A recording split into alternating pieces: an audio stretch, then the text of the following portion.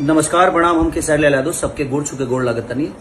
और एगो कार्यक्रम हमारे पलामू जिला में रहा 25 तारीख के, जोन की कैंसिल हो गई एक के चलते कि कोरोना के बहुत बड़ा महामारी के देखते हुए भीड़ ज्यादा हो जाई। तर वो लोग प्यार इतना दी, लेकिन वो भीड़ ना हमारे खातिर प्यार और आशीर्वाद देवे खातिर सभी हमारे लगे आवेला।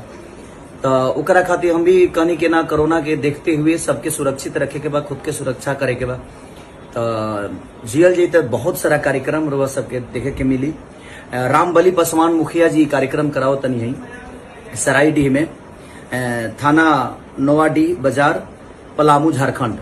ये 25/4/2021 के प्रोग्राम रहा, लेकिन ये कोरोना के वजह से ये कार्यक्रम के कैंसिल करे के पड़ता हमके। ऐसे जे सब कुछ देखे के बा और हमने के सरकार के भी साथ रहे के बा, हमने के खुद के सुरक्षा भी करे के बा। तो सॉरी कि हम नहीं आ पावत। ये कार्यक्रम के हमने के बाद में कल जाई जब कोरोना के थोड़ा सा महामारी कम हो जाला या कोरोना हमने के देश से खत्म हुई तो कोशिश करिए आदमी जर वालों के बीच में आके और अपन प्यार और आशीर्वाद हमेशा जो बनौले रही ले वहीं बनौले रही। हम कोशिश करब जरूर आकर वो सबके कार्यक्रम दे। Love you.